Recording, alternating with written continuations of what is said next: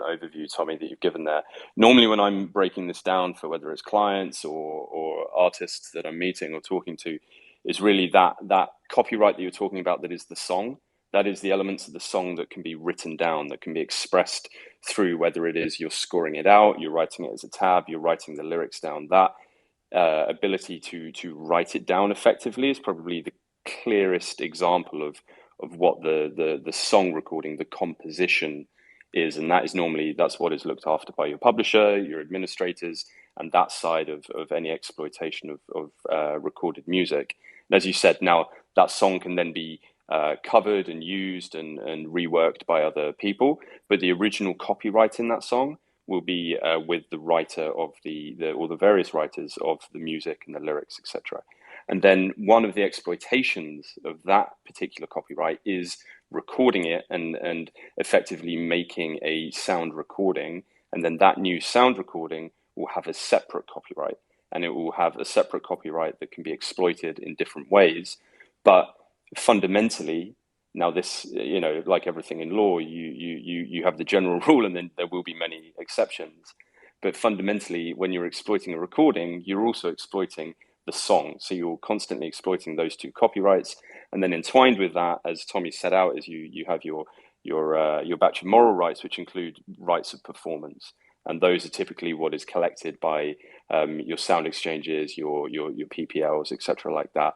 And so they're the three revenue streams that really truly stem from two true copyrights, with the moral rights of performance and the right to collect revenue from your performance attached to that as well. So that's normally the three breakdowns. And then as the copyright owner, holder, controller, the original copyright author, you have the right to exploit that however you want. You can sell it, you can license it, you can give general licenses where you exclusively grant the rights to a third party to exploit it however they want. You can give a specific use for, a very typical one is a synchronization for an advert or something like that.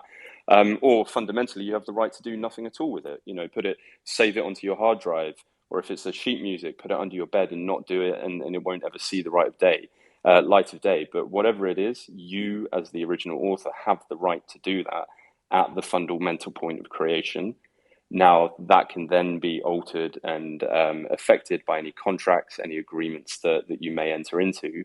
And I'm sure that's something we'll get onto. But as the fundamental breakdown of copyright law, that is the usual kind of helicopter view that I like to give to my clients. And just to build on top of that, because some people always like, I'll be in the studio with somebody and they'll go, yeah, but my sax solo is what makes this track.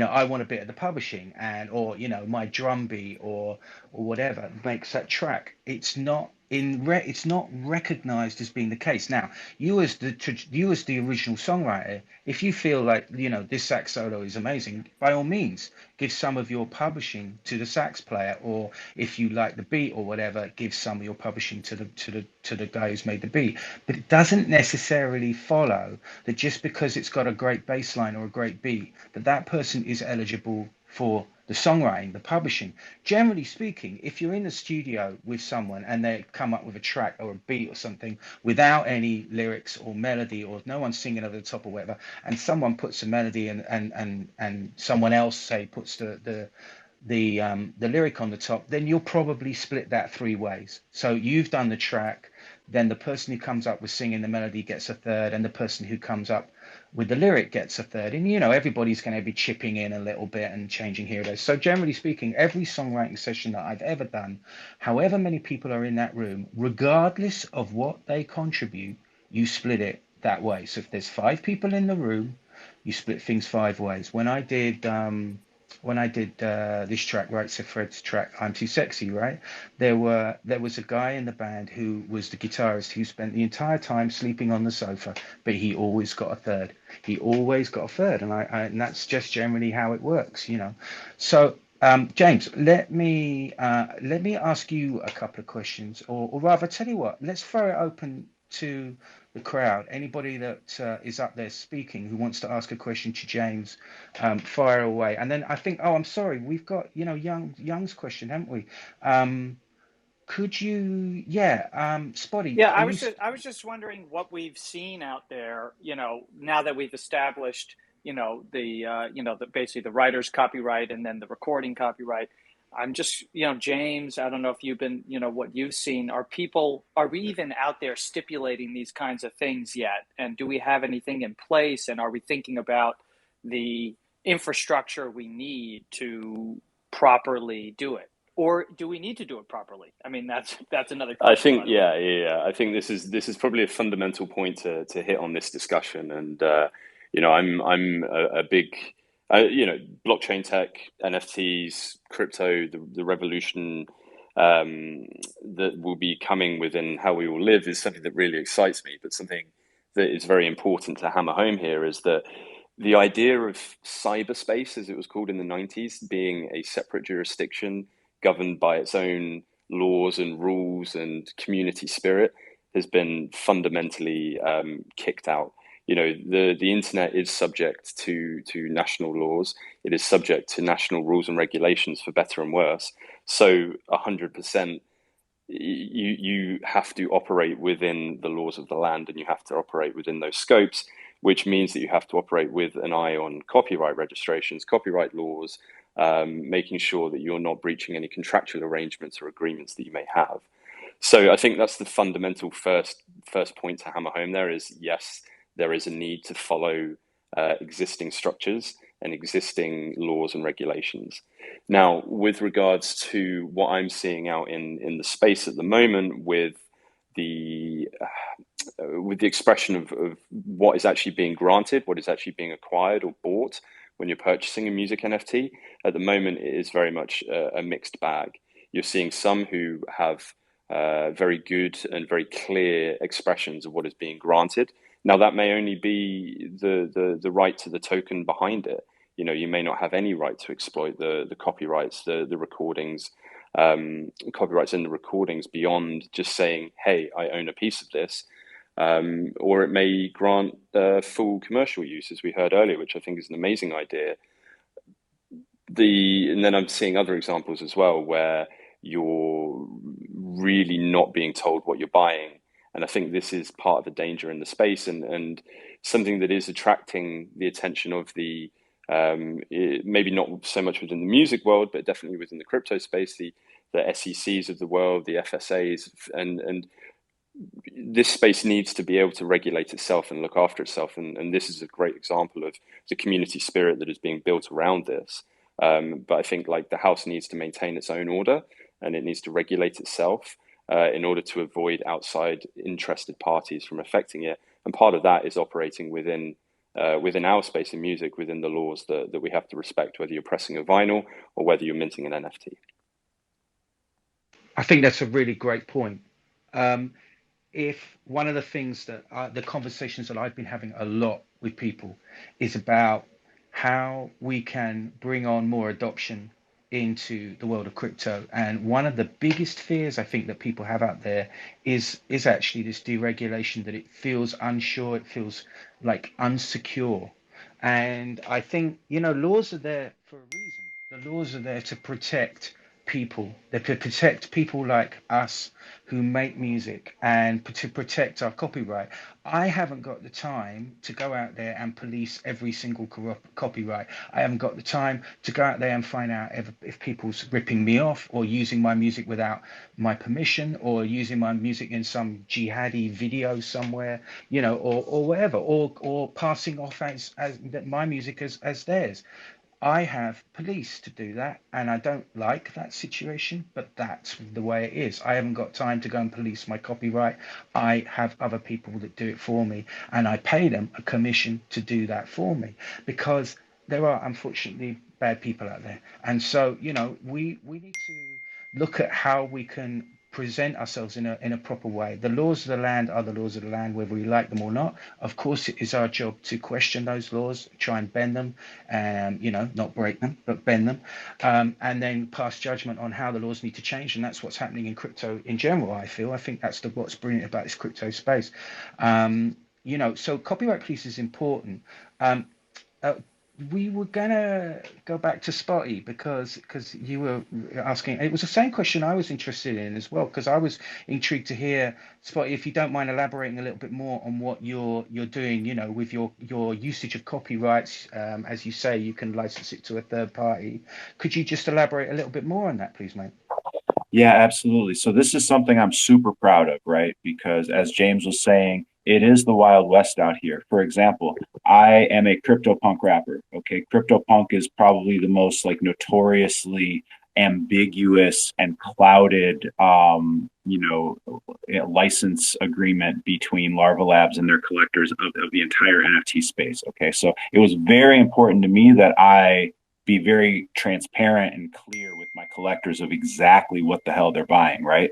So, for example, if you go to spottywifi.com right now, which is a shameless plug, but if you scroll down to the intellectual property section, you will see a link to the full terms and conditions. Okay, and basically, and I did the same thing for my first album, and just as a very tactical thing, the way that I pin this to my NFT is through the metadata. Okay, so in the metadata of my NFT collections, you get to write a description. Okay, you get to describe your NFT collection. When I describe my NFT collection, I pick a URL where I'm going to park my terms and conditions. So my first album was called I'm Spotty. You can go to spottylicense.com right now and you can read the full terms and conditions for my first album. This next song, my drop that drops tonight at 7:30 p.m. Eastern time, is called All Time High. So I have athlicense.com, and that's the shortcut URL for those terms and conditions, which are linked at my homepage. Okay, so that's just a bit of tactics of like how I actually, how I make sure that the secondary market is aware of what they're buying. Okay, in terms of what I'm actually offering, I'm offering a copyright license where you can pursue a sync deal. You can also, you can perform the song, but you can sync you could get a sync deal for the master recording that you of the NFT that you own. But what I am not offering up any of my masters, any of my publishing, or any of my performance royalties. Okay, so what does that mean? Dill owns a few of my pieces. Okay, if Dill puts a song on a radio on a commercial, if a brand approaches Dill and says we want to use this song that you have a copyright license for, he can license it to that brand. He can collect a sync fee, and he owes me nothing because he already purchased the NFT and he holds that NFT. But if that advertisement hits terrestrial radio or if it airs on broadcast television, I retain my rights to my performance royalty. So I still get a performance royalty paid by the broadcaster that airs the advertisement that features my song. And that way Dill can win and I can win in perpetuity. And that's basically, in my opinion, that is the model that I believe I pioneered, because I am not at a point where I'm yet comfortable trying to share royalties with my collector. I know that there are platforms like Royal and there are artists that are interested, and I'm signed up to be a part of Royal. I'm excited for Royal because that's going to make the plumbing, in theory, that's going to make it a lot more streamlined to actually do that once we get regulatory clarity.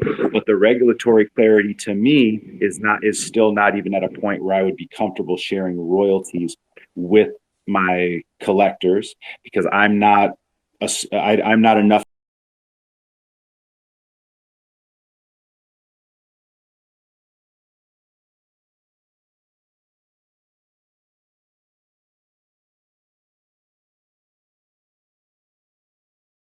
I'll have a collector that asks more as a novelty or a curiosity, like, are you interested in sharing royalties? And when the regulatory clarity presents itself, yes, I want to be at the forefront of it because I'm an innovator. But I don't think we're there yet, and I don't hear or see the demand from my collectors. Now that may evolve and that may change, and when that demand presents itself, if the regulatory clarity is there, I will be at the forefront of it. But it's not there. Can I I tap in think and ask you a question about that, Spotty? Absolutely. So like, say Dill got the rights, right, and he sync licenses one of his pieces that he bought from you to a company, and like they put it on YouTube. Is that a point where the money goes to Dill or where the money goes to you so far in what you got? Yeah, for digital transmissions. So yes, that would still be a royalty that I receive. I don't share any royalties with my collectors. Okay, so it's just like the sync licensing fee that would be collected from that. That's basically what people are buying into. Exactly, because my whole philosophy is this, okay? And I don't know why I keep using Taco Bell in these commercials, but I guess I like Taco Bell. But if Taco Bell approaches Dill and they're like, "Hey, we want to give you $50,000, for to use this song in an ad, or we want to give you $10,000, whatever it is," Dill, take the money, bro. Take the money and run. Like, do it, because I'm not concerned about that upfront money.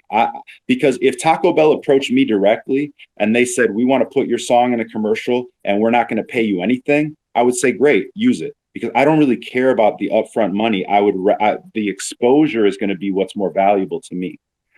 So I'm not in it for the short-term money or the upfront money, because I'm not really in a position where I have any leverage to negotiate with Taco Bell anyways, because I could really use that exposure.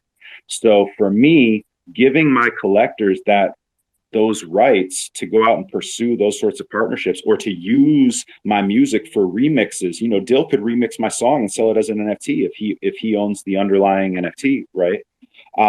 What that does, first of all, that was inspired by the Bored Ape Yacht Club, because when they gave their collectors those intellectual property rights, they basically activated a whole army of brand ambassadors and franchisees, to where now you have Bored Ape beer, Bored Ape skateboards, Timbaland's got a Bored Ape production company, Arizona Iced Tea's doing stuff with Bored Apes. Like, I want that. I want all of that. So that's why I'm not worried about if Dill gets a bag of money to use my song. Go for it. Like, I want my 800, nine or whatever, I have around 800 collectors. I want them to be out in the world, incentivized to promote my music. Like, that's a great thing for me.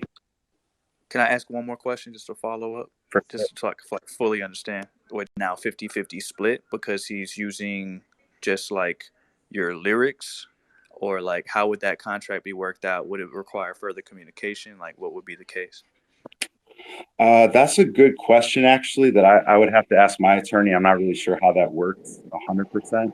But I would say that's a remix, and James, you can chip in here. I would say that's a remix, therefore it would all still go back to. It's Well, I mean, like, remix what if or he's putting his verse on a whole other track? It's just his yeah, so verse. it's It like a doesn't sample, matter. right? It's a remix. A good example of this is a song called "Push the Feeling On" by the Nightcrawlers, which was a mate. You probably know because you've heard it. It's that do do do do. Oh no, that's the one. Okay, I won't sing it. But anyway, go and check it out. The original version is completely different to the remix. The remix was huge, done by Mark Kitchen MK, was absolutely huge, and to this day is still played to death and played to death. But Mark Kitchen got $250 for the remix and has never received another penny ever since. All the royalties go back to a guy called John Reed, who wrote that song. He's a great songwriter, I might add, but his original version was nothing to do with the version that became successful. I think it's really important here to kind of distinguish, and there's no difference really between operating within the NFT space and operating within the more traditional music industry space that the majority of us will have experienced, right? It fundamentally comes down to who owns or who controls the right. So if you've got a sample, which is what it sounds like we're talking about here, if the person who's using that sample also owns the copyright and they've acquired that copyright through purchasing an NFT, then they're within their right to utilize that sample however they want. Where you get into issues with samples or remixes and unauthorized versions is precisely that, because they're unauthorized. They're done by people who don't own the rights, don't control the rights. And therefore, I think, I think Spotty, your breakdown of how you're operating is perfect. And if I could bottle that and drop it into the eyes of all of my clients, it would be amazing. You've absolutely nailed the procedure right up to the line with where we're at with regards to tokenization and SEC involvement and financial involvement. But fundamentally, what happens after the purchase of an NFT is dependent on what those terms and conditions of sale are. Is it a sale? Is it a license of rights? If it's a license of rights, what are the boundaries upon which the licensee, the person who's paying the money for it, can or cannot use the underlying copyrights for? And so there isn't a magic bullet on this answer, I'm afraid. It's kind of one of those that's a classic. It really depends on what the situation behind the story is. Because that kind of sounds a little bit scary. I'm gonna be real. I hope Tommy fully understands like what I'm trying to put out here, because it's like I don't know who would be on the end of taking advantage, I guess, per se, for lack of a better term. Because it's like, say if Dill, for example, like has a whole new beat and a whole new verse. Now Spotty's verse is only about 30% of the song, and that still all of the royalties would still go to So Spotty. it's not even we're not even talking about royalties really. It's fundamentally the right to use the copyright. You know, the idea about how royalties are split and broken down will be reliant on whatever contractual agreement is made between the parties who have an interest in the underlying copyrights, right? But what you're saying is like a rehashing of a deal would be necessary. Yes, potentially. But even if the person who made that remix or used that sample, if they didn't have the right to do it in the first place, then that is a breach of copyright, and therefore, you know, the right to get revenue from that copyright isn't there to begin with, and so really there won't be any revenue to split up because it will have been generated through an unauthorized exploitation of a copyright, i.e., breach of copyright law. And another example, which I'll give you, is the Verve, who did a song called Bittersweet Symphony, which is a massive song, because it's a bittersweet symphony, that's life. Right, great song, fantastic. Built around a sample of The Last Time by the Rolling Stones. Down, down, down, down, down, down. And it's just, it's an orchestral version, the master rights of which were owned by the Rolling Stones manager, a guy called Andrew Loog Oldham did it originally, but then it was passed on to a guy called Alan Klein. Alan Klein owned the rights to this. He also controlled the rights to the Rolling Stones. Now, when they recorded Bittersweet Symphony, they forgot, this is to their detriment, the label forgot to get a sample clearance. They got the sample clearance for the master, i.e. the recording of the strings, but not from Jagger and Richards for the song. And remember, the song is an instrumental orchestral version. It's not even the original. It's an instrumental orchestral version. They didn't get the rights to it. The song comes out. Jagger and Richards, Alan Klein, their manager, sues. The guy suddenly realised, oh my God, we're gonna go to court here and get absolutely shafted. This is the Rolling Stones. And so he flies down to Bahamas, I think, no, Panama, where Alan Klein is living now in the lap of luxury on this hill. He goes down, he goes and sits with Alan Klein. They strike a deal. Everything's fine. They go back home. A fax comes through, and on the first page of the fax, it says, okay, we can agree 50-50. And they all throw their hands up and they go, yes, we've got 50-50. You know, it's going to be Rolling Stones 50-50, the Verve 50, sorry, Rolling Stones 50%, the Verve 50%. Next page comes through, 50% Jagger, 50% Richards. And that was how it was. Jagger and Richards took all the publishing from that Verve song. Massive hit in the UK. I think all around the world it was a massive hit. And actually, only recently, they gave the royalties to Richard Ashcroft, the guy who wrote the song for the Verve. So this is an example of how it doesn't matter what anybody does with your copyright. You still own the copyright, and then you have the right to do what you want. Now, just to kind of clarify this, if if Dill did do a remix and Spotty went, you know what, I really like that remix, he and Dill could fresh out a deal, no problem. They could fresh out a deal. But technically speaking, they would be freshing out a deal for the overall copyright. So for every version of that song, that Dill would have a copyright on that. You couldn't just fresh out a copyright for this one particular version. It would then have to be a completely new copyright. Am I right in saying that, James? Yes. I mean, look, when you're doing a remix or there's an alteration of, and when you're talking about copyrights, you refer to everything as a work, whether it's a literary piece, a performance piece, whatever it is. If there's an alteration to that work, it can create a new work. then it comes down to the original work, i.e. the underlying recording of a remix or the snippet that you've used as a sample, how important effectively that is into the new work. And that isn't based on timing or content share, that's based on a rather arbitrary subjective viewpoint. And it could be, going back to what we were talking about earlier, it could be half of a hook of a sax solo or a guitar solo, but that's all it needs for it to be, a significant usage of the original copyright. And therefore, even in the new work, you have to get permission and you have to get the authorization of the underlying work's author.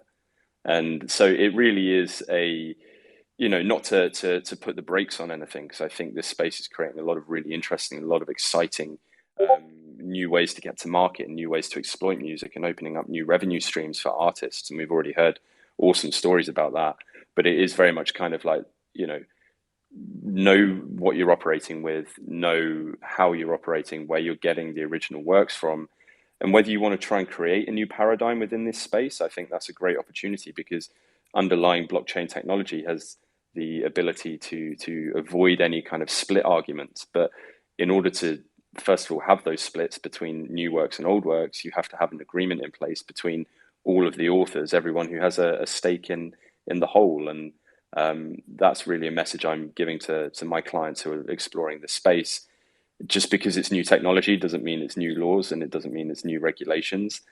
It does, however, mean that you can create new cultural norms and new paradigms within what is accepted within our community, our industry. Thank you so much, James and Spotty and Tommy, for letting me clarify that. And karaoke time with Tommy D. Fifi, Yeah, you've had your guys, hand up for a while. Yeah, just a little bit housekeeping, because we kind of like stuck here. We have a lot of requests. So guys, when you're on the stage, if you have a question, just raise your hands. So I know that you definitely want to get your questions in. And then once you finish your question, you can, I'll let other people in and to ask their questions, if that's okay. Perfect. And I guess I can ask my Fifi. question. Oh, thank you very much. Yeah, you can come back later if we can get moving faster. And we have Wazy and also thank you. And then Spotty and then Wazy. And I have a question as well, but I want to hear what Spotty wants to say first, and then I'll ask my question, and then Wazy. No, I just wanted to. First I want to thank Tommy and James for the clarification, and I wanted to point out, I was rereading my own terms and conditions, and I maintain ownership of the copyright for sure. So that's one question answered, right? Like, I don't give up ownership of the copyright. I license rights to the music. And then and if you can read this online, you can read this on my website. And then if you look at the bullet number 5, it says that me, and it lists the other writers, we are entitled or will be entitled to all public performance income generated in connection with the public performances and or digital transmissions of the intellectual property. So I think, and I'm not a music lawyer, but I think, like, what Tommy and James were saying is basically, since I retain ownership of the copyright and I'm not sharing public performance royalties or digital transmission royalties, that I believe that even a remix would not be a scenario where I'm sharing royalties, basically. Unless you hash out an agreement post sale, you know what I mean, or post purchase of the NFT. And this is the thing that I think is also really important to remember. Like, contracts are like rules of the game. If you've played a sport, or you've played a board game, or whatever it is, that's effectively what it is. A contract is laying out the rules of engagement, the agreement as has been made between two parties. That doesn't mean you can come back to the table and reshape things as the relationship develops, as the technology develops in NFTs, as exploitations become different. I think the performance royalty point is really important one to hammer home as well. Normally that is something that is very rarely sold. It is often you appoint effectively an agent to go and collect your performance royalties that are paid through to societies. So you have the PRSs, you have the the MCPAs, stuff like that, who will collect performance royalties that are due to you either as a songwriter or an artist. And normally those won't be sold off or purchased. You will have an agent who comes and collects that on your behalf and usually takes a percentage. Now, there may be instances where you can sell it or where you do sell the right to, the remuneration is called, the right to collect that revenue. But more often than not, you're just appointing somebody to collect, and it's very rare that I've seen NFTs really change that dynamic. Yeah, agreed. And I think that the good point you're making there is that the what the this technology allows us to do is to have these direct relationships with our fan bases, right? With our communities. Now, technically speaking, that means that you could carve things up whatever way you want to. And as long as you adhere to those three basic principles of master, song, and performance, because then that works within the outside world, you could carve up things as you wish. For example, at the moment, it is the songwriters are getting shafted because songwriters on streaming are getting somewhere in the region. I think it's 7.5%. I think goes to songwriters. The rest goes to the master rights. On I think it's split 50-50. I don't understand why that is the case. I don't understand what the difference is between a sync. There's a whole big discussion in the UK. For those that aren't aware of it, please go and check out a campaign called Broken Record. It's a guy called Tom Gray. The Ivers Academy are doing a lot of work around this as well, particularly campaigning for songwriters to get a better cut of digital royalties because it's unfair. There is a difference between a radio playing your song and you buying and that song being bought within the context of a stream or a CD or vinyl. And I've never understood why there was a difference. James, do you have any legal Yeah, definition as to why there is a well, it's difference here? not it's not legal. It's not a legal definition. It's a historical precedential position, right? Where for the history of the record industry, the underlying song, I mean, you go back to the 40s or 50s where record companies really started out as more akin to movie studios than the record companies that we know today. They were studios that would, first of all, they would own the recording equipment, which obviously back in the 40s, 50s, even the 30s, hideously expensive, would take up a lot of room. You need a lot of real estate. They would also have on employment more often than not songwriters, in the same way that TV and film studios would have script writers. So you would have people there who were hooked up to be writing music that would then be exploited by the recording studios by artists that they would have on hire. And you think about a lot of the artists of that era started out as effectively guns for hire for record labels. And the argument was more often than not because of the financial outlay that would come or that was involved with releasing music back in those days in a very physical, very analog world. And so historically speaking, and then also you had the other paradigm of sheet music sales were a lot more extensive than they are now. And so you would throw a bone to a songwriter and say, look, you're not getting the shares that the record company or recording artist would be getting. One, because you're not putting out the same financial outlay as we are as pressing all of the vinyl, hiring the studio, doing the marketing, etc. And two, look, you get to keep your sheet music royalties that come through. And obviously, sheet music sales have dropped. The cost of recording and producing a record has dropped significantly. You know, you're seeing artists who either are making stuff on laptops, on iPhones, or whatever. And so that argument is a lot less palatable now to songwriters, as Tommy has expressed, and societies that are involved in it. But they're starting negotiations from behind, and they're working from a historical context where the publisher has always taken less share.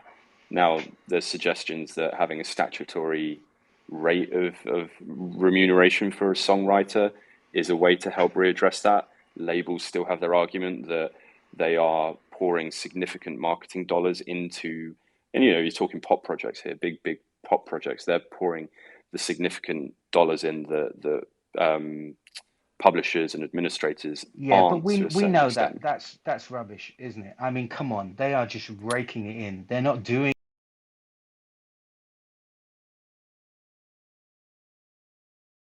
They're anything making more anymore. money on the back end for sure. Yeah, they're making more. They're Two probably and a putting out half, a little two and a bit half of million more dollars, outlay. $2.5 million an hour. Yeah. They're making No, no, two and no. a half There's million no dollars an denying hour. that, and I'm not passing judgment on either side. I think there's definitely an argument to be made for songwriter remuneration to be looked at and reviewed and work out into a way to get into a fairer balance. That's just the historical context, and it's not necessarily down to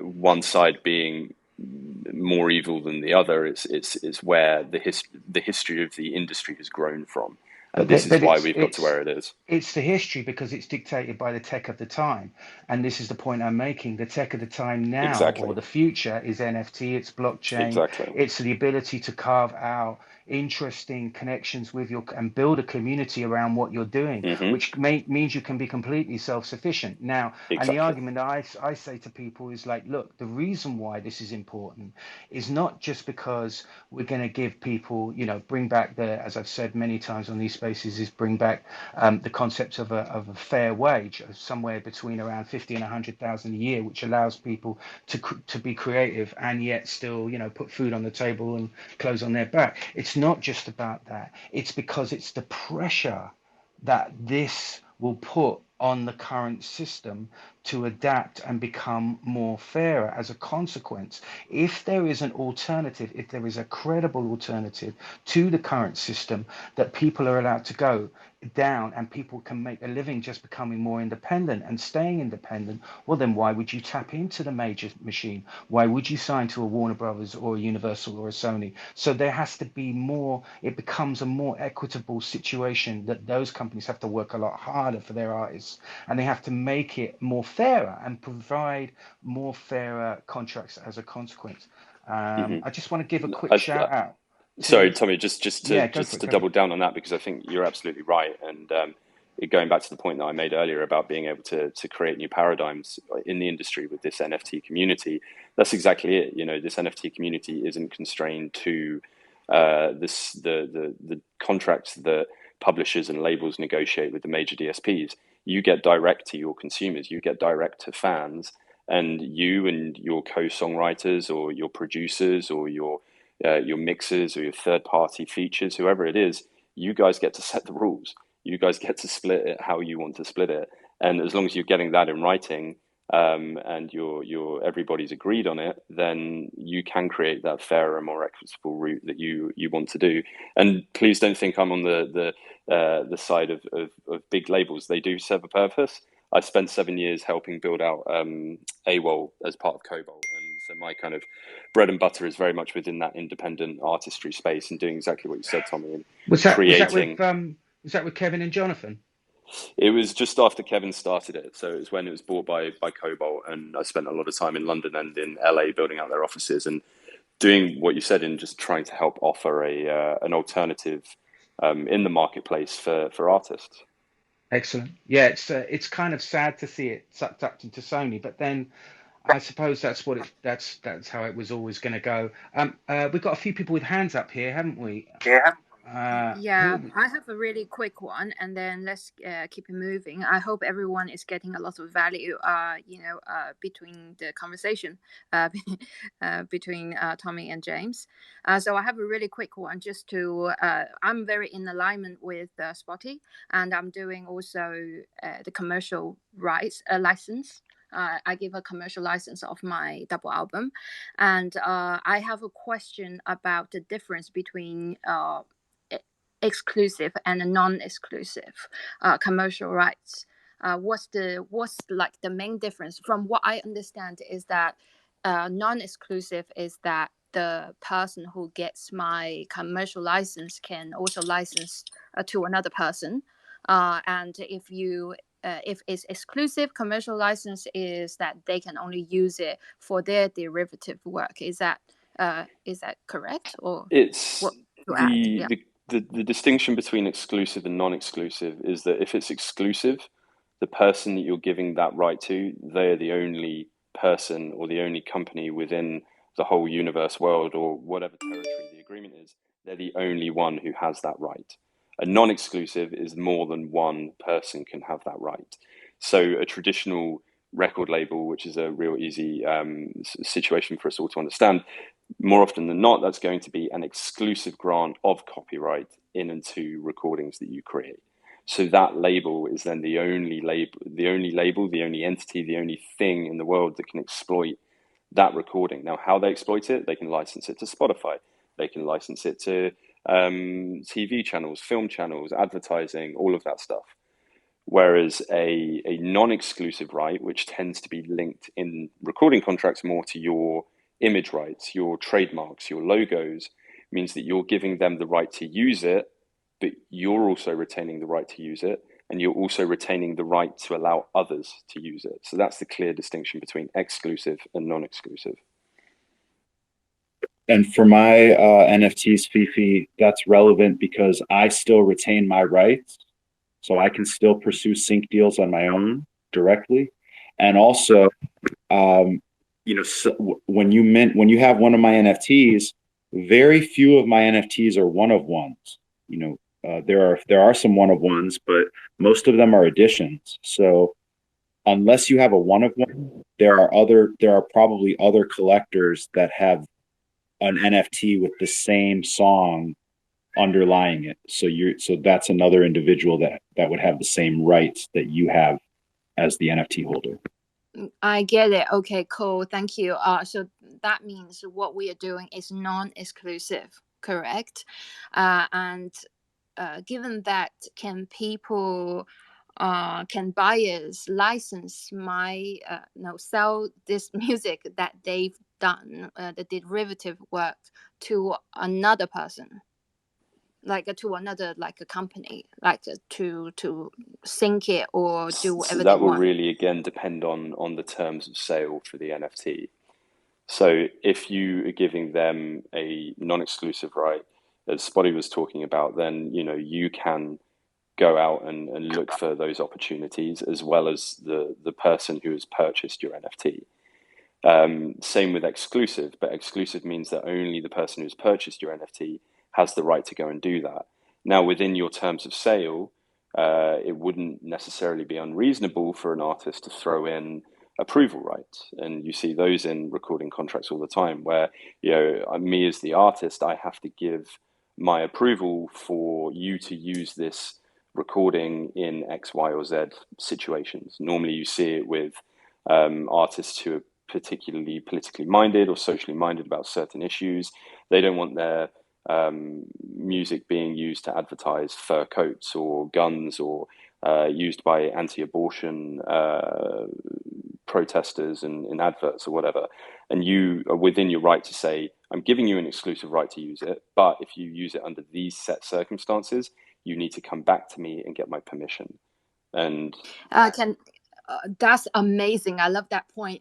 So can I give non-exclusive rights, but also ask for approval? Because that's my worst fear, to have my music featured on something cheesy. Yes. Yeah, absolutely. And you should be having that. I mean, yes, unless it's my brand. yeah, it is your brand. Unless you want to just say, here you go. And there is plenty, if you think about, particularly in the hip hop world, there's a lot of examples of guys that just sell beats they sell beats to rappers or whatever, and they go, here you go, here's a beat, I'm selling it to Jay-Z, here's my beat, 20 grand, thanks very much, I don't want anything else from it ever again.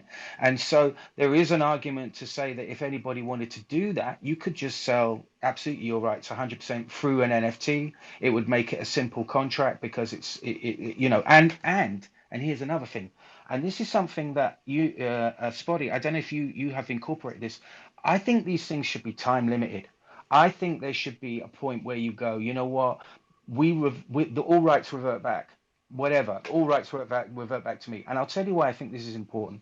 We are in the wild west in this place at the moment, and who knows what the hell's going to happen.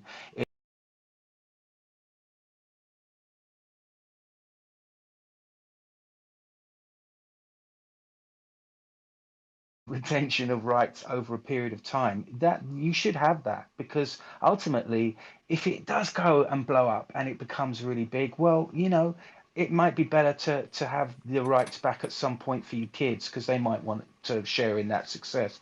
So I think that having a kind of time limit on an NFT rights sale is a good idea. I think that's a really interesting point. The only thing I would caveat that with is then you've got to be really careful about the use of the phrase sale, because normally that insinuates that it's an all-out lock, stock, and barrel sale. It's the difference between leasing an apartment and buying an apartment. I guess you could get an apartment on a 99-year lease. At the end of those 99 years, your heirs aren't going to have the right to live in that apartment.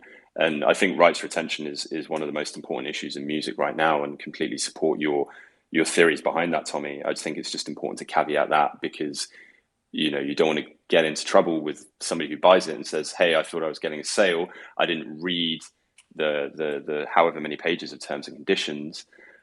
You're just opening yourself up for potential trouble there. So I think it's very important, if you are going to go down that route, you do put that in an easy to find location for the purchaser, or the licensee. That was gold. Thank you so much. Let's move on to Wei Z, and then I think is it Steve and CT, and then Adrian? I think Young. No. So where did Young Spielberg come in? Oh, you guys probably keep track a little bit better than me. Then let's go with the Wei Z first. It starts with Wei Z. Thanks, Fifi. Thanks, everyone. Hello, everyone. This is Wei Z. I make the Top of the Blocks NFT music chart, for anyone who doesn't know. It's great to see so many friendly faces. And this is a great space. Every time the subject of NFTs and music comes up, the idea of what are the rights, what do I get when I buy this is very important, and it always comes up. So this is pure gold. Thank you very much. Can I just add, this space we have the most British accent here. We have Tommy, James, CT, you, and me, half Chinglish here. So yeah, please carry on. Don't worry, I'll drop down in a minute, and then there'll be fewer Brits, and some other nationalities going to get a chance as well. Oh no, I love it. I love it. That was possibly the most British thing anybody has ever said. It was so British. Honestly, that was beautiful the way you said that, mate. Honestly, you did us proud. Thank you. Yeah, I've got a question for pretty much anyone on the stage, but especially the artists, maybe.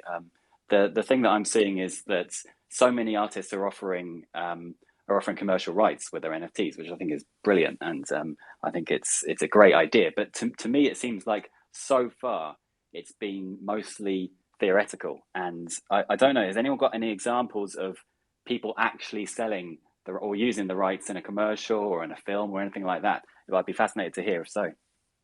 I haven't, just really quickly, I haven't had anybody use it for a commercial or a film, but I had people use it for NFTs, and they have sold those NFTs.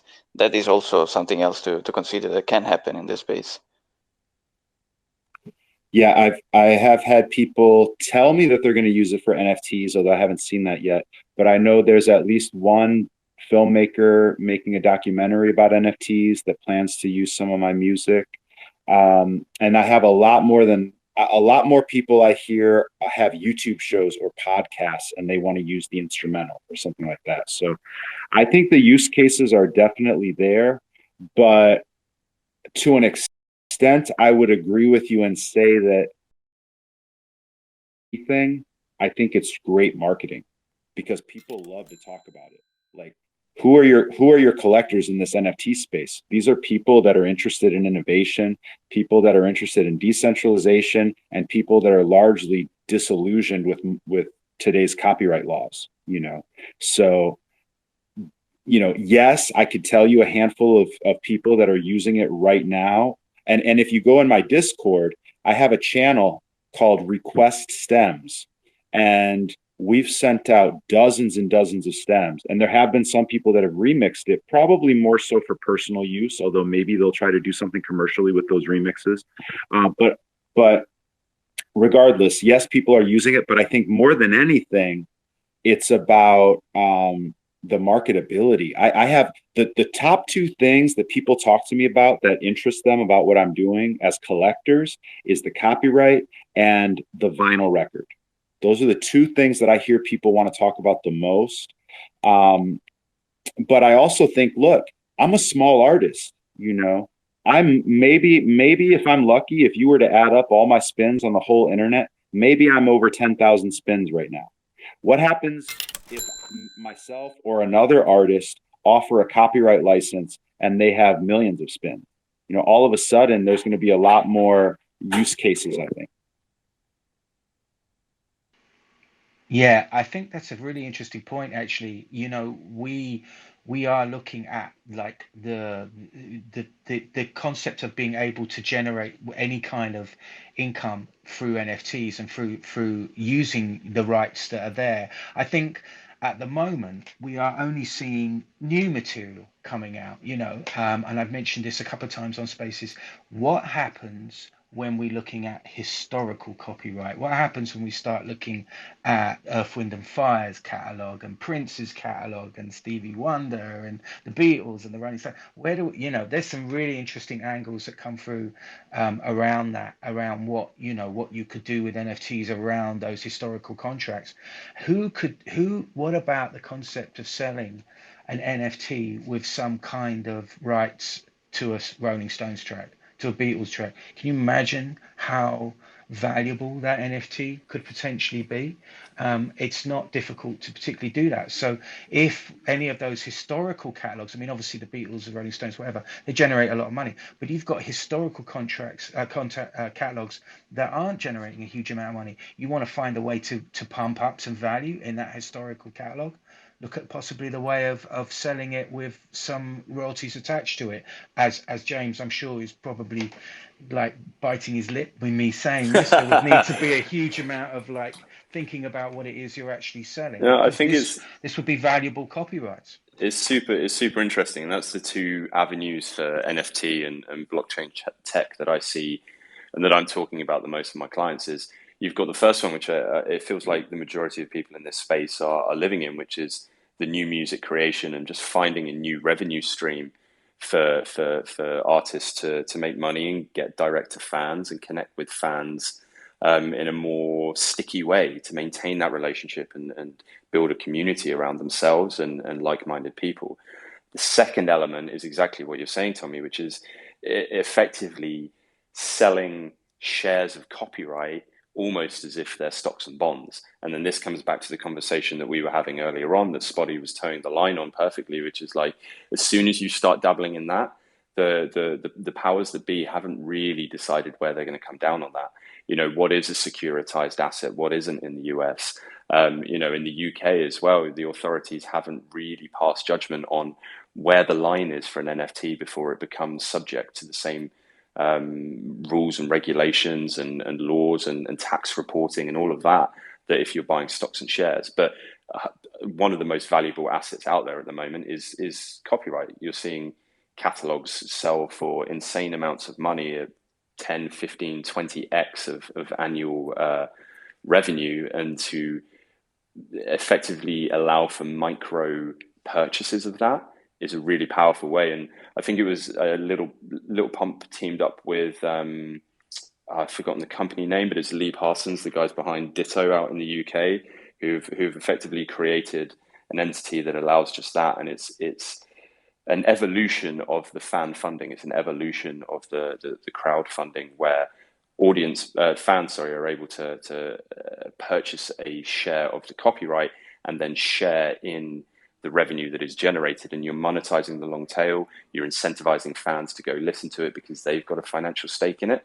The flip side of that is, if that is then deemed to be a securitized asset, you're going to have to be dealing with a lot more paperwork, and it's not quite clear yet where that line is, but it's going to be decided soon, and it will be a valuable revenue stream for everyone in this space. I tell you what, I'm going to do a bit of shilling here, right? Because obviously, for those that don't know, I have my own platform that I've been developing for the last year called Token Tracks. We just signed a really amazing deal with Zilliqa blockchain, which is one of the most cheapest, most energy efficient blockchains out there. And one of the things that we are spending our entire time doing at the moment is setting ourselves up for regulation, because it is really important to clarify that the regulations around the world vary. So regulations in America vary from the regulations in Europe, and vice versa, and whatever. So we are spending a lot of time making sure that our regulations are watertight, that when we do go into the market, because we're going to be doing royalty shares, we're going to be doing all kinds of stuff around NFT sales. Of course, I'm talking about it. Why wouldn't I do it on my platform? But the issue is about making it super, super, super, super tight when it comes to the regulations. And it's a really good point, because actually a lot of platforms out there, I don't believe, will be doing this. It is, and they're going to end up falling foul to the regulators, because let's face it, there's a very, very thin line between what an NFT is and what a security is. Particularly you could argue that every NFT sale, regardless, is a security of some kind. And for those that want to know, tokentracks.com, go and check it out, sign up, do all that. That's my shilling for the whole, my couple of hours that we're going to be on here. So, we moving on? We've got some more hands up though, haven't we? Yeah. Who was next? Is it Steve? No, it was Young, then CT, then Adrian, and then me. Okay, thank you. Yeah, where's Young? Oh, Young is already gone. So then it's Adrian and CT. I'll let CT. I think CT was before me. I'll let him speak, and then happy to hop in. Oh, CT, please. You guys are all so generous. I can't believe how nice these spaces always are. It's ridiculous. You got to grow some balls and just be horrible. Another British accent for you, I'm afraid. So just a very quick introduction. We're CT20. You're talking to the producer, but we've got a rapper as well. We do industrial rap. Minted a couple of weeks ago, our Genesis piece. And wanted to say again that I got to meet the guys from Token Tracks last Thursday, and it was a real pleasure, an absolute pleasure. They just all seem incredibly genuine, and hopefully they'll remember who I am and keep me on for Victor, you remember. Good to see you too, Tommy. I'm sorry I missed your set in the end, but I was just exhausted. But I hope it went down well. And also thanks to Way-Z for a really good space earlier. Actually, that was really good. Hello to Henry. So I just want to say it is quite clear that NFTs. Yes, we're all early, and I think with that it brings its own teething problems. We're all just putting stuff out there, sort of. I wouldn't say willy-nilly, but there's a lot out there, and as it's clear from tonight, a lot of us don't actually really know what we're doing when it comes to the legalities of it, or at least the legalities of what could come from it. I'm going to assume that most of us here aren't really making enough money from our music to be able to hire an IP lawyer or technology lawyer or whatever.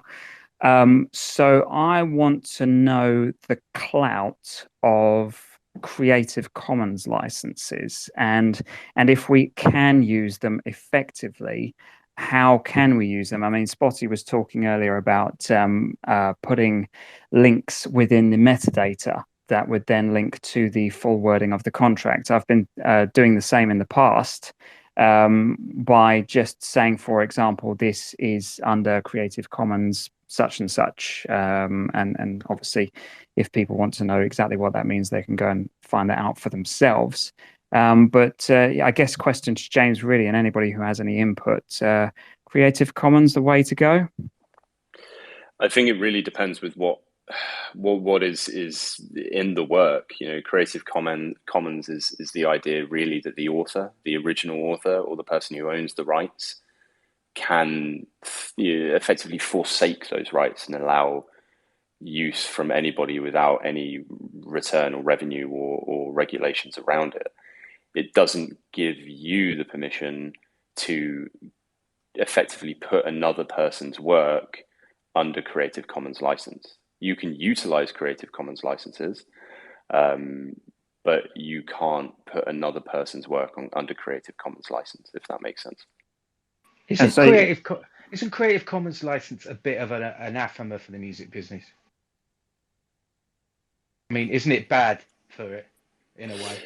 I mean, this really falls down on where you are with regards to intellectual property and the regulations around it. For me personally, yes, I think artists are creatives and they should have the right to earn the remuneration from their artistic output.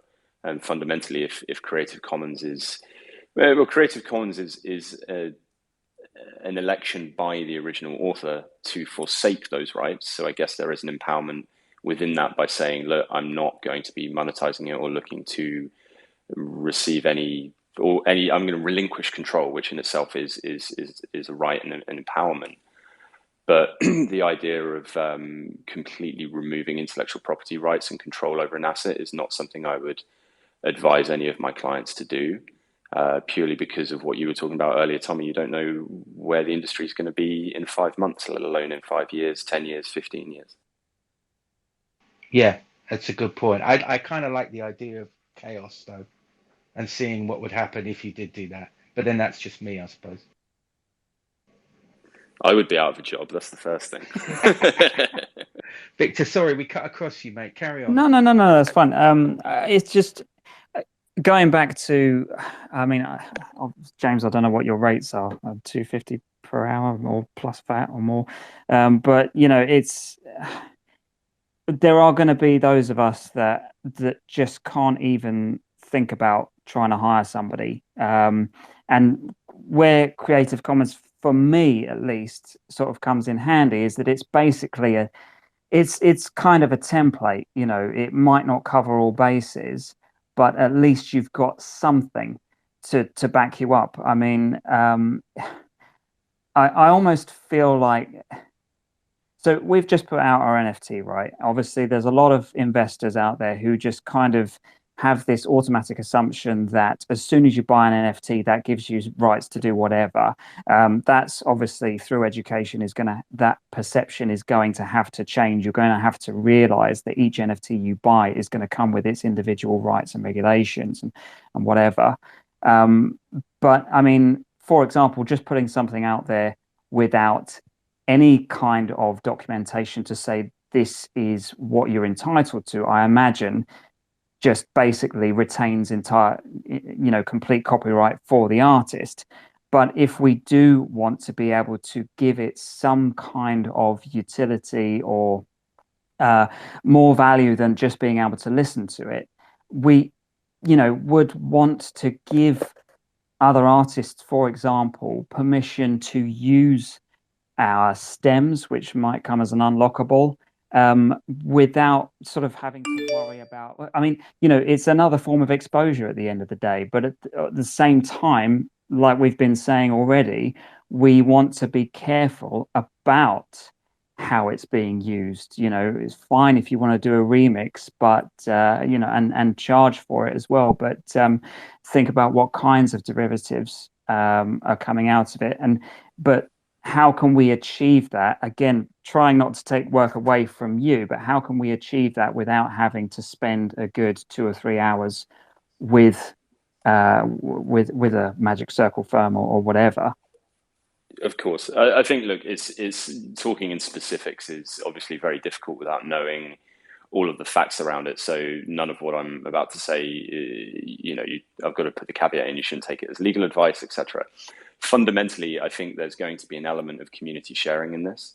There's going to be finding out, talking to people. And also there are a lot of lawyers, a lot of attorneys out there who will be forming early stage relationships with artists, musicians, writers, creatives, knowing the economics of being a creative, and will often, do some work on spec. They will agree on amounts that may not be at their hourly rate. There are multiple different approaches to getting those that expertise that you may need. But if you're not able to do that, looking to do that, willing to do that, then I think communication within the community, finding out what has worked for other people, is a good starting block. But I would always encourage people to go and get independent legal advice. That's part and parcel of it. How expensive that legal advice is really depends on where you're getting it from and the kind of relationship that you're building with that lawyer or attorney. Hey, CT, this is Aegis. Thanks for the question. So I don't know, I haven't been on this stage before. It's my first time speaking, but I resonated with your question. I've had this come up before, and as a creator, I'm a full-time creator, Web3 creator, native, and as it relates to commercial rights, so you hit on Creative Commons, and that's what I do. So I have one collection on OpenSea that has it's like 10 of 10 editions, and like a lot of my stuff is like orchestral or like soundtracks. So I put the Creative Commons link, and I in the like when I mint the NFT, right? So like any musicians here who are like, oh, if I mint this, like what can I put to make sure like it's, you know, there's at least some kind of language that defines like the use case for this NFT. And Creative Commons is a great way to do it, because you can just put it in the description, like even if you have put it on OpenSea, or even if you're a creator on Foundation and you're minting stuff, you can put the link. You know, my stuff is all no derivative. So the NFTs that I've minted, I specify that it's a Creative Commons license, no derivative, no remixes. You can use it if you buy the NFT. You can use it as is in a commercial application, but you're not allowed to remix it, right? And so I spent $0, and I spent a couple hours of my time making sure I did the right Creative Commons license. I've made sure that's the no derivative, and then I put legal disclaimers in the description of the NFT. So any creators here, if you're looking to do that, make sure you put that in the descriptions, the metadata of whatever you're minting as your NFTs, and that will at least give you some kind of framework to say like, and if you catch someone, if you had a no derivative license and you catch someone like remixing your stuff, you can point to it, said, hey, I minted this, a week ago, and I saw you bought it. I put a no derivative license in it, and I see you're remixing. That's not allowed here, and I have the proof because it's minted on chain, and this is what intended its use case to be. So I'm gonna have to ask you to remove that or whatever, and that at least gives you evidence, on that level. But if they don't want to comply, I guess that takes it to a different stage. I mean, I've never gotten there myself, but I would say for creators who are just minting like their first NFTs, or like they want to mint some music and they want to put that framework there, then that's kind of how you do it. So I'm personally a fan of Creative Commons.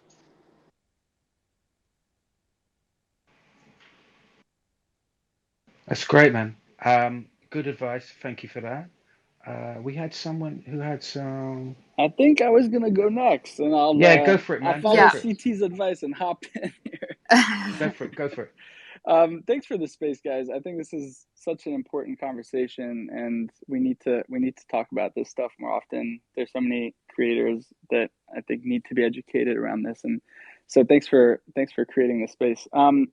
I have a question, which is more specifically not around the licenses and rights that we're selling through NFTs, but the rights of the copyright holders of the songwriters and performers of the NFTs that we're minting. And I think this touches on two things that you guys mentioned earlier, which is one, obviously, how do we pay songwriters and the publishing side of the creators of the music we're minting? And secondly, I think because there is no real framework around how we're paying those publishing side of the royalties, I think that is one of the reasons why we're not yet seeing, catalog or big catalogs exploiting this, this opportunity to make money, because there's no framework. And, releasing a well-known song into an NFT would certainly get the songwriters and the publishers of that underlying composition, worked up to try to get a bite of that. So I guess my question more specifically would be to James, which is, how would you approach the question of how to pay the songwriters behind a song from royalties that are generated through the sale of NFT? Should we look at this as mechanicals? Should we look at this as a sync? Yeah, what are your thoughts on that? I think it's a really good question. Ultimately, an NFT is a form of digital exploitation, right? Mm-hmm. So there will, more likely than not, you will be required to get the permission and the authority of the songwriters of the underlying composition. Now, if that's you and you're, a singer-songwriter and you're doing it, that's fine. You don't need to go and do anything else. Unless, obviously, you're signed to a publisher, then you would need to go and most likely go and speak to your publisher and get permission. If you're using a song that you have co-written with people that you know, again, without knowing the specifics of your situation, what I would often say to my clients is you follow the rules that you've set for other exploitation of that copyright. When you go to do your publishing deal for the song, what are the splits? How is it going to get split up? And so that is with regards to the publishing share, how I would split it. Now, what that publishing share is a good question. For me, it feels, and this is purely, this isn't my, this is my personal opinion. This isn't based on any experiences. For me, it feels more like a sync sort of situation than anything else. It feels more like that one-off exploitation, whether it's a brand exploitation, whether it's a merchandising exploitation, where usually the publishing to record split is 50-50. It's, you're getting the same on both sides. And so that is, for me, where I feel the industry should lead. Now it's going to come down to, in each instance, the power of negotiation. Who has the upper hand in that negotiation? What's the existing relationship between the parties? So there's no hard and fast rule of what that would be, and it should be a case by case. But ultimately, there is an exploitation of publishing. There is an exploitation of the songwriting copyright, and therefore, songwriters, whoever owns that songwriting copyright, will be entitled to some form of remuneration. Yeah, that makes a lot of sense, looking at it as a sync, because I guess you have a visual element, right? And therefore, you're obviously tying the music to whatever the still or motion picture of the NFT itself. Yeah, I mean that's a really key point, because I've been dealing with Sony recently, who on a track that I used to be signed to Sony as a writer, and it's the track that and they have come through and given me 25% of the sale. So 25% of the sale they account for as publishing. I'm with James on this. I believe that songwriters should get the same as the masters, maybe a little bit less, because in the concept of doing a cover version, the artist might be a bit peeved by the fact they have to give half of their money away to a cover, for doing the cover version. Arguably, you could say, well, don't do the cover version, write your own. But I think 50-50 is fair. So Sony coming up with 25 is an interesting thing, because they are actually valuing what it would appear. They are valuing the artwork more than the music, in the sense that they're splitting the music and artwork 50-50, and then the music is 25 song, 25 master. Oh, that's interesting. They're giving 50% to the visual side, and then 50 to the music, and then splitting that music share again into. Yeah, I mean that's what it feels like. I've got a call with them this week to clarify their position on this, but that was what they sent back to me in an email when I was requesting some information about this. And it sounds to me, because they've used that figure of 25, that's how they've done it. Because he even said, well, because there's visuals involved, they're obviously realizing that the NFT world at the moment, the artwork has more value than the music. Isn't that weird concept that we've turned everything on its head? That it used to be that you bought an album with artwork on the front that you didn't, you loved the artwork and whatever, but it was the music inside that you were more interested in. The NFT world at the moment is weighted more towards the artwork than it is the music. This is something I believe that us as music professionals need to rebalance. We need to rebalance the value in the music over the artwork, or at least equal. to the artwork, which you could argue it is by doing 50-50 deal. But I'm a bit uncomfortable about that because again, it means it demotes the songwriter to only a quarter of the sale, and then we're back into the land of the songwriter only gets 7% of the the CD. Imagine if the person who designed the cover of the album, for Revolver or whatever, got 50% of the sale. I don't think the Beatles would be too happy about that, would they? So it throws up really interesting concepts. Yeah, I think that is super interesting, and I'd love to follow up, Tommy, with you about that because I'm working with a couple of artists right now who are looking to release NFTs, and we're discussing how we can automate, by putting all the collaborators into a smart contract, how we can automate the royalty redistribution to all of the collaborators, songwriters, potentially even some performers, some of the creators of the visual art as well. So I'd love to follow up with you on that split. That is something we're going to have in token tracks. Absolutely. Whoever's involved when you register a track online, you just go, this is this person, this person, this person, bang, bang, bang, wallets in, done, and that's it. You don't have to think about it. The royalties get split automatically and go straight to those wallets. Yeah, then we definitely need to talk more because that's what we're building with Reveal. So I'd love to connect with you on that. Yes, mate. DM me anytime. Well, let's have a chat. Awesome. I think we're going to Steve next. Hey, I'll keep it quick since I know it's right at the 2 hours. I had 5 questions, but I narrowed it down to 2. So Great. I'm sure we can all learn a lot. Yeah, please go. So my first question is so Spotty made me think of something when he mentioned about the commercial rights, with the NFT and like how someone is using it in their own separate NFT sale.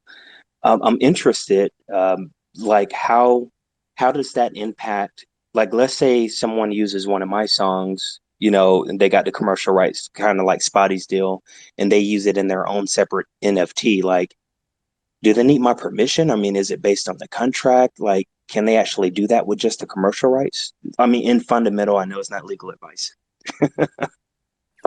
In my contract, yes, they can. Like the fact that they hold the NFT is their permission. Yeah, and I think that's the fundamental answer, right? It's in Spotty's contract, and like I was saying earlier, a contract really is an open book for you and the other parties to make the rules that you want to make.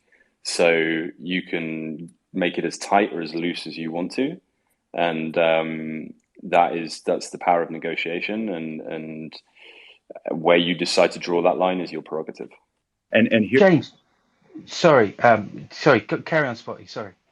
I was just going to say one other thing, Steve. And also I encourage anybody to check out my terms and conditions. Especially lawyers aren't cheap. Give you a good head start.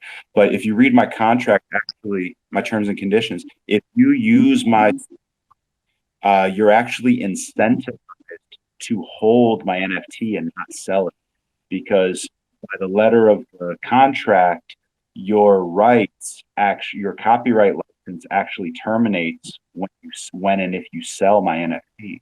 So that's actually, and I'm just sharing that because that's another bonus for me. If somebody uses my song by virtue of owning my NFT, I have effectively created sort of a deflationary mechanism there where in most cases probably going to be incentivized to take that off of the market, like just hold it, especially if it's something as permanent as another NFT or a film or a TV show or something that they themselves do not control the distribution of. Well, that leads me to another thing. Like once that copyright. Oh, I'm sorry, you were about to say something, Tommy. No, carry on, Steve. Carry on. Oh, okay. So once, I'm not sure, I haven't read yours in detail, but it's on my list to look at for sure, like very soon. But once they, let's say, get rid of that NFT, if they were to sell it, do you have yours where it terminates does it transfer to the new holder of the NFT, or does it just terminate altogether? it transfers. It transfers to the new owner. So the secondary, the tertiary market, anybody that gets my NFT at any point in the future holds that copyright license. Okay. And then I'll wrap it up with when it comes to like cover songs, I wonder how and this is just a curious question, I wonder how that's going to play in the NFT world. If someone ends up, starting, people are going to end up doing cover songs, and trying to get away with it. It's a really good question, Steve. Yeah. Really good question, that. For me, fundamentally, it's going to be treated the same way it's treated in the non-NFT world. It kind of brings us full circle to the conversation we were having towards the beginning of this. You can operate within this new space, within this new technology, and you can make the community that needs to be made that's more equitable, easier access, all of those things. But as of right now, that all operates within the same paradigm of the analog world, the same copyright laws, the same regulations, the same ownership, the same contractual relationships and agreements that have been in place. So there will have to be a mechanism worked out in order to make sure the owner of the underlying song copyright is remunerated, or people will, I anticipate, start seeing cease and desists and start getting sued. I mean, you're starting to see that within the more art NFT space with what Nike have recently implemented with their trademark and latest trademark applications. There's a lot of, I've forgotten the name of them now, but the sneaker based NFTs that are very, very similar to Dunks and Air Force Ones. And that potentially is in breach of patents and potential trademarks of Nike. And Nike are known to be not shy when it comes to litigation. So I think that's going to be a real interesting space. Yeah, go for it.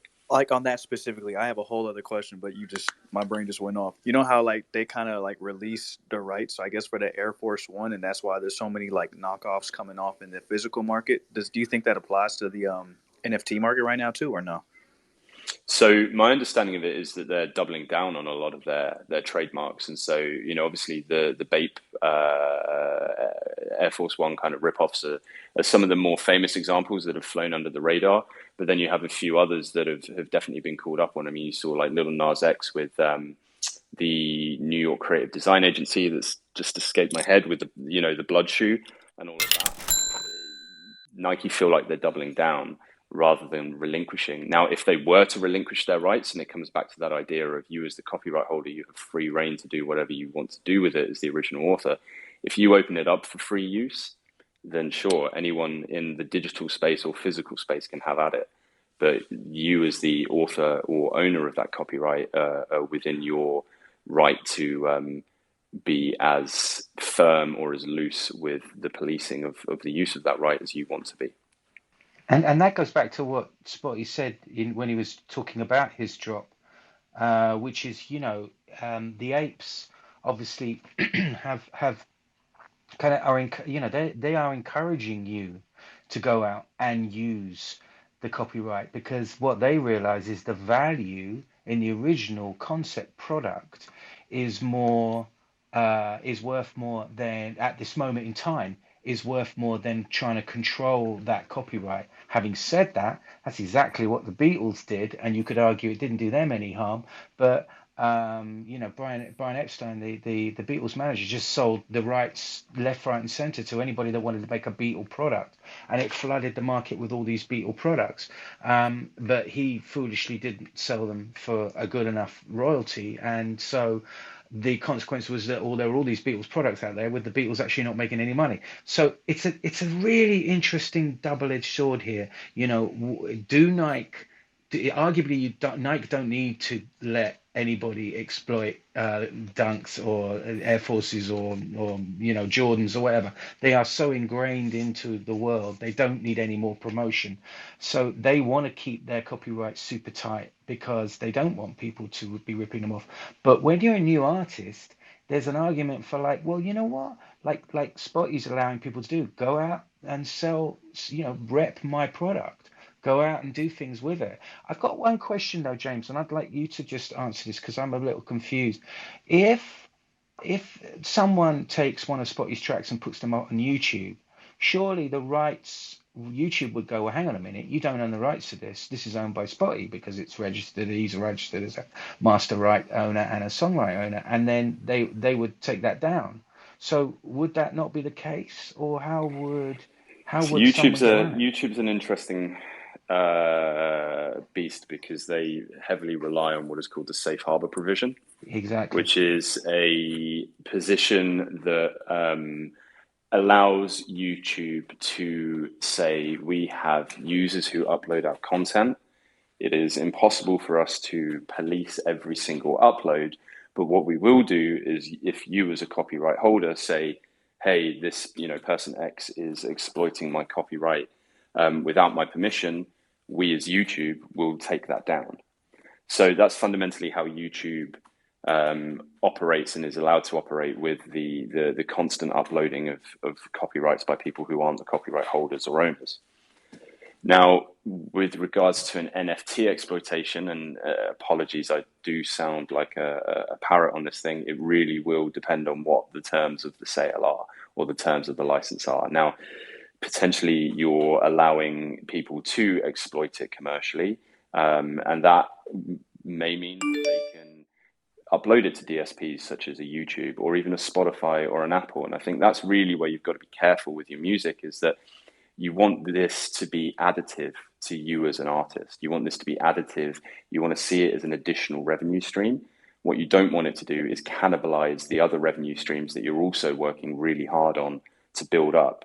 It's giving a great opportunity for artists, but artists need to be careful to make sure it's not detracting from the stuff that they've already got building and have spent the last however long of their career building. Can I tap in? Because y'all are talking about what my question is, and it's just on the topic.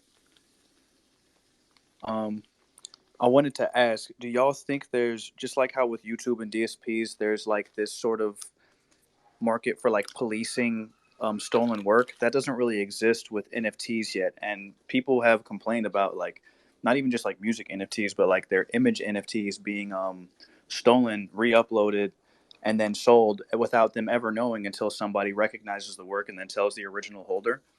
And it's like, do you think there's room in a decentralized market for like basically policing? Is that possible? Is that programmable? Is that plausible? You know? It's a brilliant question. And I mean, it's at the heart of everything that there is to do with the argument against centralization and decentralization, because as I said right at the beginning, someone has to police my copyright. If someone's policing my copyright, we need a centralized system for that policing to happen. And of course, the argument around where we are with blockchain is to allow more decentralization, more the market decides. That's great when it comes to certain products, particularly financial products. That's a really cool thing.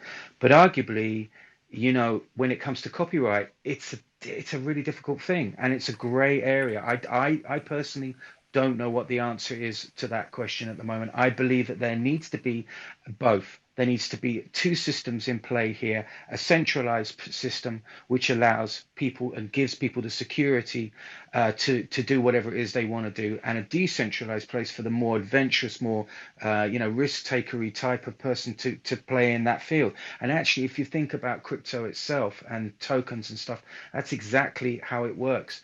Arguably, you could say that the reason why crypto has exploded in popularity over the last 6 or 7 years is because of platforms like Coinbase and Binance, and Kraken, which allow centralized, secure ways of trading tokens. You go on to the world of Uniswap, well, good luck. If it's very easy to get ripped off in that world, and if you're not particularly experienced, you will get ripped off.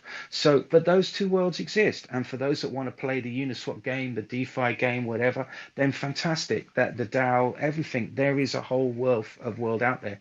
But I still believe that ultimately there will be a need for a centralized kind of world within NFT sales that allows for more security and ultimately brings newbies on, which is what my goal is to do. So, that's why I'm developing my own platform, to make it easy for people to come on and give that kind of hand holding exercise so they feel secure, so they feel like they're in a traditional world. It's not maybe gonna, fall under the glorious crypto punk world of everything being decentralized. But I think if we want to spread the love in crypto, we need that.